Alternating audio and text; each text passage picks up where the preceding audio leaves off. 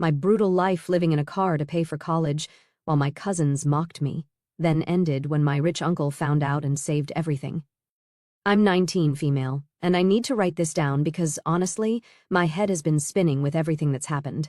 I never thought I'd be sharing my life story on here, but whatever, here goes. It all started when my dad got diagnosed with cancer.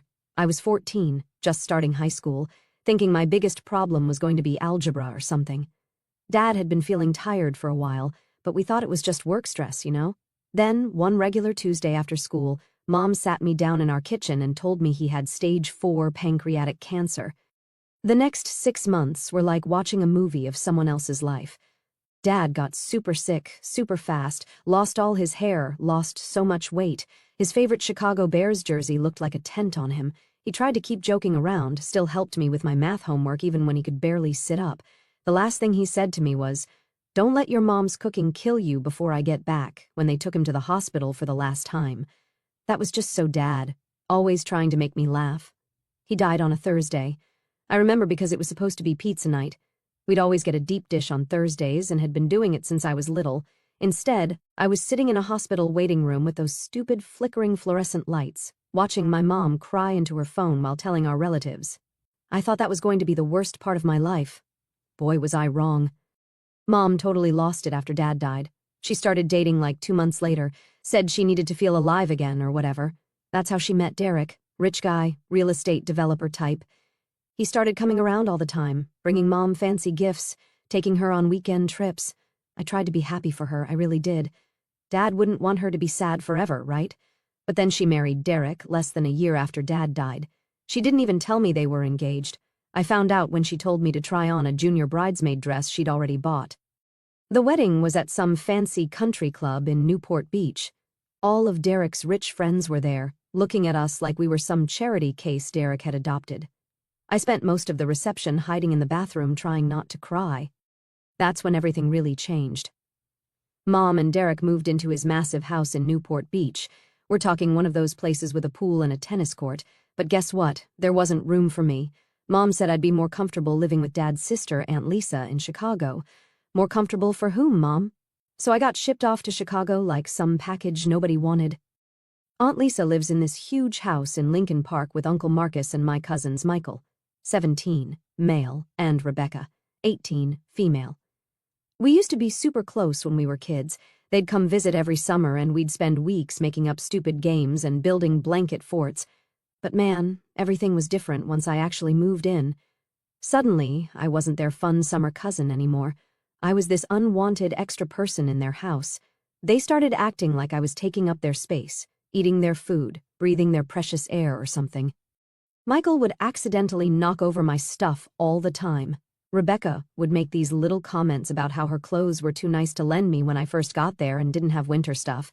Aunt Lisa was the worst, though. She made it super clear I was a burden and started charging me rent, even though I was still in high school. Who even does that? The really messed up part? Mom just stopped calling. Like, completely. She'd send money sometimes, not enough to actually cover the rent Aunt Lisa charged, but that was it. When I tried calling her, she was always too busy with her new life, too busy at yoga, too busy at charity events, too busy to talk to her own kid. I'd see pictures on Facebook of her and Derek on vacation in Europe, at fancy parties, living this whole other life where I didn't exist. She even archived all our old family photos, the ones with Dad and me, because they didn't match her new profile aesthetic. Like I was just some old furniture that didn't go with her new decor. I started having these dreams where I was back in our old kitchen and everything was normal.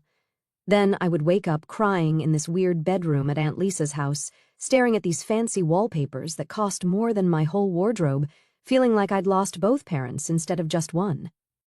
So after that first month at Aunt Lisa's, she hits me with this rent increase because of property taxes or whatever. I'm like, I'm 15, but okay, guess I need a job.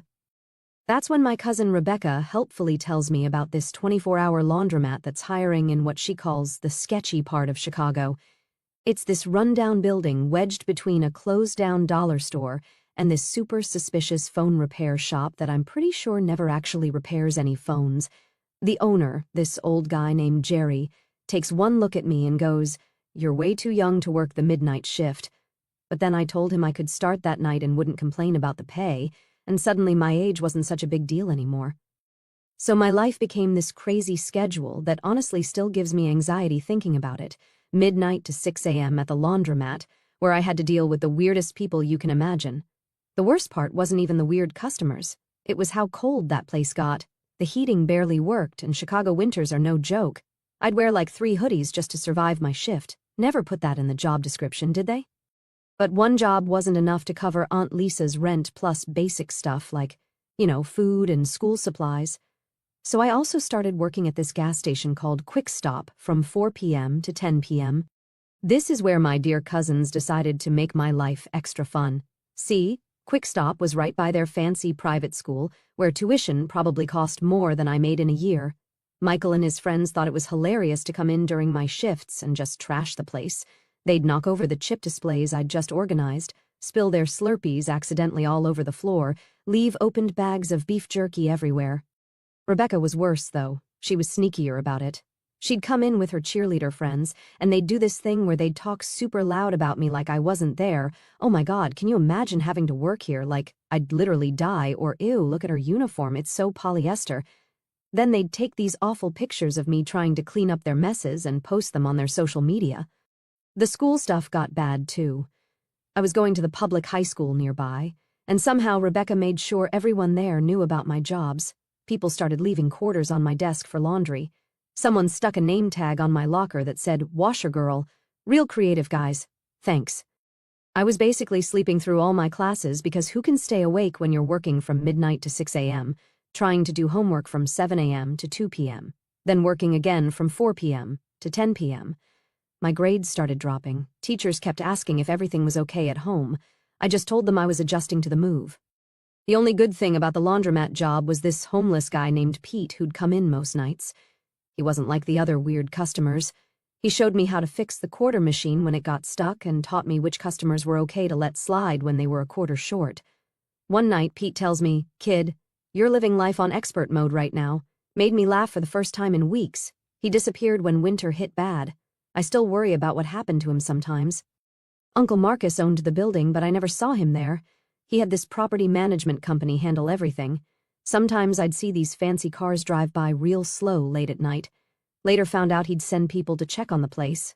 Guess he was watching me more than I knew. Meanwhile, Mom's sending these random texts like "hope you're doing well," but never actually picking up when I called.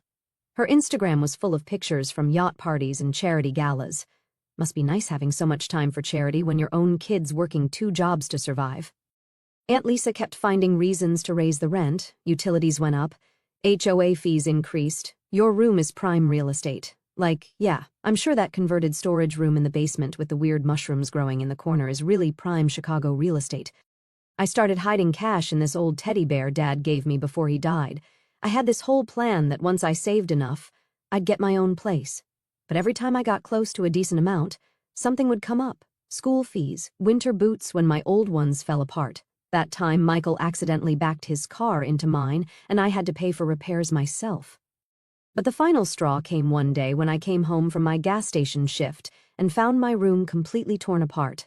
The bear was ripped open, stuffing everywhere, and guess what? All my savings gone. Rebecca swore she was just cleaning and had no idea about any money. Yeah, right. That same week, Aunt Lisa comes down to my basement room and tells me rent's going up again. Not just a little, we're talking double. Said something about property values in the area increasing. I did the math and realized even with both jobs I couldn't afford it anymore. But here's the thing. I'd been taking classes at this community college nearby. Nothing fancy, just basic requirements, trying to get ahead while still in high school. The counselor there said I could maybe get financial aid if I took more classes.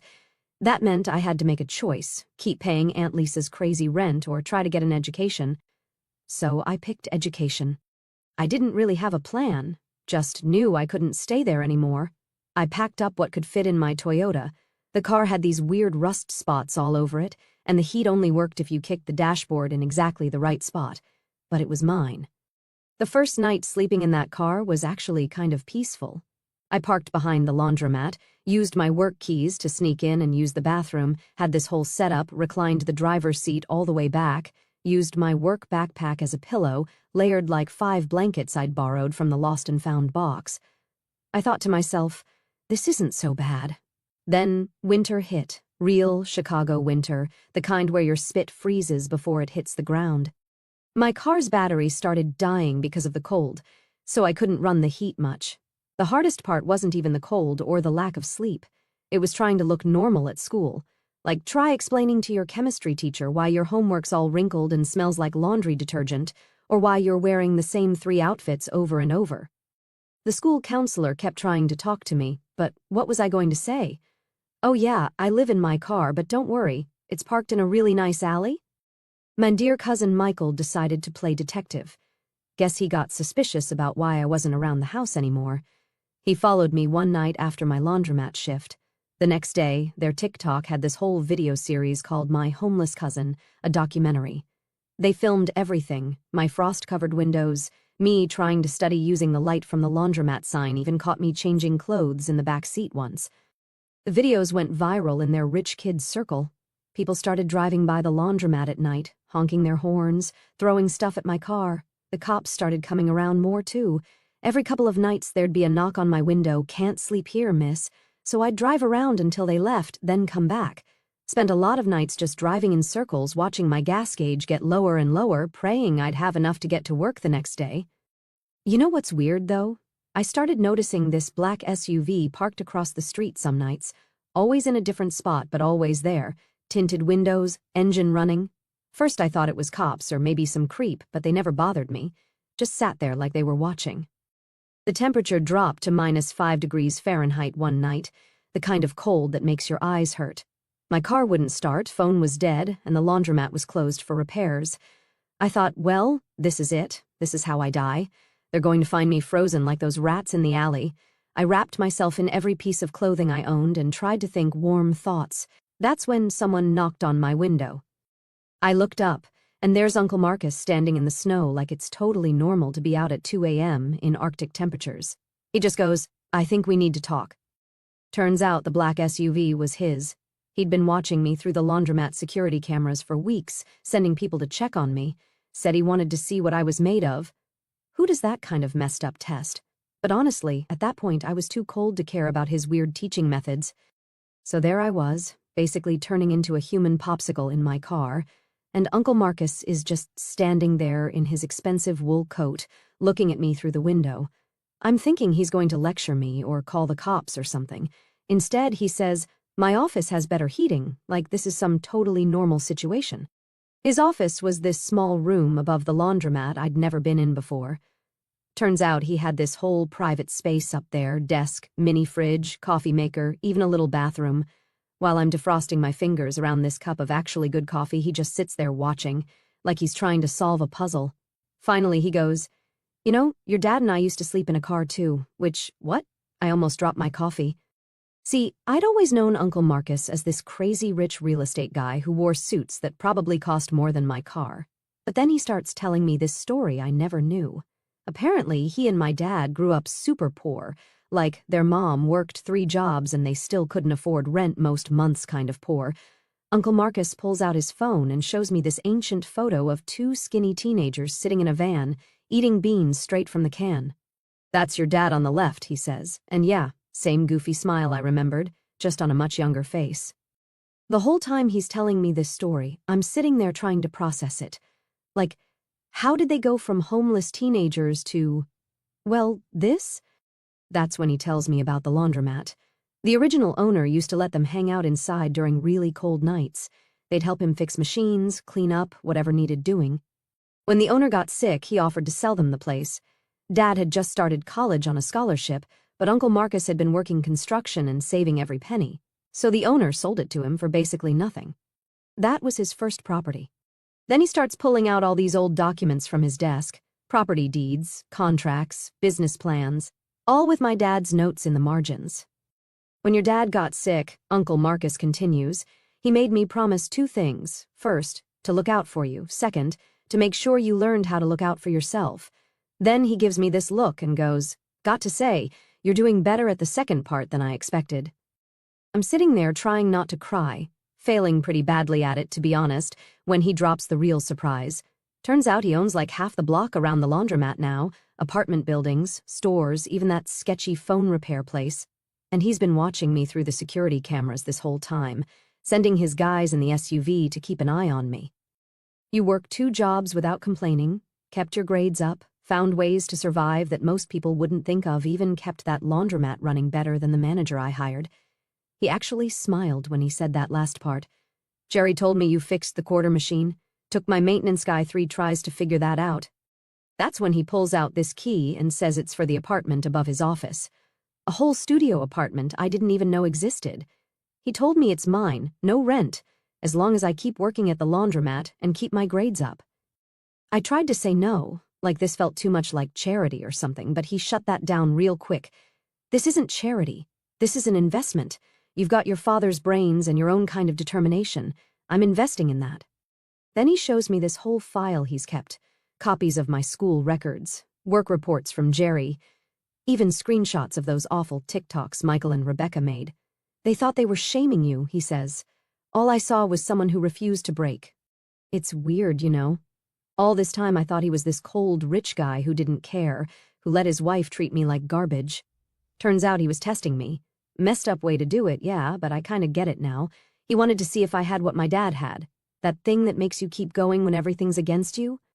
Before I left his office that night, he said something else about Dad. Told me about their last conversation when Dad was in the hospital. Dad made him swear not to just hand me everything, said I needed to learn to be strong on my own first. But Uncle Marcus added, he also said to know when enough was enough. And kid, you've more than proved yourself. I spent that night in a real bed for the first time in months. The apartment wasn't fancy, just 1 room with a kitchenette and bathroom, but it was warm, clean, safe. But the morning after Uncle Marcus gave me the apartment, I woke up to my phone blowing up with texts from Aunt Lisa. Turns out Michael had driven by the laundromat on his way to school and saw me walking down from the upstairs apartment. He took pictures because of course he did. Aunt Lisa shows up at the laundromat during my shift, wearing her designer workout clothes and looking like she's about to explode. Starts screaming about how I'm trying to steal her husband, how I've been seducing him or whatever. Like, yeah, Aunt Lisa, I totally seduced him by being homeless and fixing washing machines. Super sexy.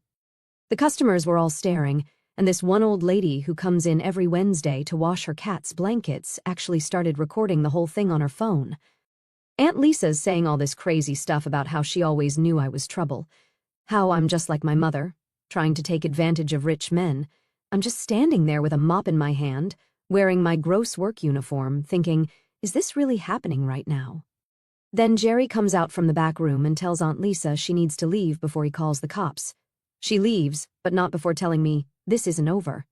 That night, I heard Lisa and Uncle Marcus having this huge fight upstairs in his office. Their voices were muffled, but I could make out Aunt Lisa screaming about that girl and how dare you. I felt so ashamed, like I'd ruined their marriage or something. Found out later Aunt Lisa slept at her friend's house that night. When I saw Uncle Marcus the next morning, he had dark circles under his eyes and just gave me this tired nod. But the weird thing is, my mom suddenly started calling me for the first time in months, acting all concerned. Honey, I'm hearing some disturbing things. Like she had any right to be concerned after abandoning me. I'm sure someone, probably Rebecca, sent her the rumors. Then she and Derek show up at my apartment, unannounced. Mom's wearing one of her new designer outfits. Her eyes scan my tiny studio apartment. Oh, honey, she says, but it sounds more calculating than concerned. This is quaint. Derek stays by the door like he's afraid poverty might be contagious. What are you doing here? I asked, not offering them a seat. There's nowhere to sit anyway unless they want to join me on my unmade bed. Mom starts pacing my tiny space. We've been hearing things about you and your Uncle Marcus. The way she says it makes something twist in my stomach. What about Uncle Marcus? Come on, sweetie. She tries for a conspiratorial smile. I know what you're doing. It's clever, really. I would have never thought of it at your age. Thought of what? Getting close to Marcus like this. Working in his business. Playing the poor abandoned niece. I'm sure he's promised you quite a bit. The realization hits me like a slap. You think I'm trying to get his money? Well, aren't you? Living in this place, working in that laundromat, spending all that time with him. It's obvious what you're doing. I laughed, and it comes out harsh. Obvious to who? You? The woman who shipped me off to Chicago and forgot about me? That's not fair. No, you know what's not fair? You disappeared when Dad died. You married Derek, 10 months later? Sent me to Aunt Lisa like I was some old furniture that didn't match your new decor. I was grieving, she says, but she's looking at her expensive watch, not at me. You were upgrading, I snapped back. Trading up for a fancier life with your real estate husband and your charity galas. And now what? You're worried I might get some of Uncle Marcus's money before you do? Derek steps forward then, all fake authority. Now listen here, young lady. Your mother and I are concerned about your welfare. My welfare? The laugh bubbles up again, uglier this time. Where was this concern when Aunt Lisa was charging me rent at 15? When I was working 2 jobs and sleeping in my car? Mom waves her hand dismissively. Don't be dramatic. Lisa would never. Check my hospital records from when I got bronchitis sleeping in that car. Check the pay stubs from the gas station and the laundromat. Check the rent receipts Lisa made me keep. Oh wait, you can't. You were too busy posting pictures from your yacht parties to even answer my calls. That's ancient history, Mom says, but she's fidgeting with her wedding ring. Dad's wedding ring that she had upgraded with bigger diamonds. We're here to help now. Derek has a friend who runs this wonderful boarding school in Switzerland. Now you want to help? My voice rises. Or did you just find out Uncle Marcus is teaching me about the business? Worried I might actually learn something, get a piece of what you think should be yours. Mom's face changes then, gets harder, drops the concerned mother act completely. Marcus was your father's brother. Anything of his should go to me. His wife? I correct. Ex-wife. Who remarried less than a year after he died. I deserve. You deserve? I cut her off. Dad helped build this business. He and Uncle Marcus started with nothing. While you're busy planning charity galas with Derek, I'm learning how to fix washing machines and manage books and actually help people, just like Dad did. Your father was a teacher, she spits out. He played around with Marcus's business like it was some hobby. Get out. I point to the door. Go back to your perfect life with your perfect husband. Go plan another charity gala. Go archive some more family photos because they don't match your aesthetic. Just get out of my apartment. Derek tries one more time. Now see here. No, you see here. I'm surprised by how steady my voice is now. I know exactly why you're both here. You heard I was working with Uncle Marcus and got scared I might actually earn something you think should be yours. But here's the thing. I'm not you. I'm not here for anyone's money. I'm here because Uncle Marcus gave me a chance when you threw me away. Mom's face goes red. How dare you? How dare I? How dare you come here pretending to care about my welfare when all you care about is your bank account? I walk to the door and open it. By the way, Mom, that pantsuit makes you look desperate. They leave, Mom muttering something about ingratitude and Derek already on his phone. I close the door and slide down against it, shaking. Through the thin walls, I hear Mom's voice. I told you this would happen. That little gold digger is going to try to take everything. So after the whole drama with Mom and Derek showing up, things got weirdly quiet for like a week. I was at work one night when Michael came running into the laundromat. He looked scared. Turns out he was using Aunt Lisa's iPad. A message popped up from someone saved as D that just said, "Everything's ready for next week. Lisa baby, we're finally going to be free." Michael, being the nosy kid he is, opened the messages. Guess Aunt Lisa never logged out of her accounts on that iPad. Y'all, the D was Derek, as in my stepdad Derek, as in my mom's husband Derek. They'd been texting for months. Michael found all these emails too, plans for them to take a bunch of money from Uncle Marcus's business and run away together. They'd been planning it for almost a year. Every time Aunt Lisa raised my rent, that money went straight into some secret account. Michael showed up because he didn't know what to do. For the first time in his life, this kid who'd made fun of me for being poor was realizing his mom was about to steal everything and leave him behind. I called Uncle Marcus. Not going to lie, part of me wanted to just let everything blow up after how they treated me. Would have been some nice karma. Uncle Marcus came down to the laundromat right away. Michael was still shaking when he showed Uncle Marcus all the messages. I've never seen Uncle Marcus look so blank, like his face just shut down. He made some calls. Turns out his lawyer had been suspicious about some business accounts for a while. The numbers weren't adding up, but Aunt Lisa handled all the paperwork.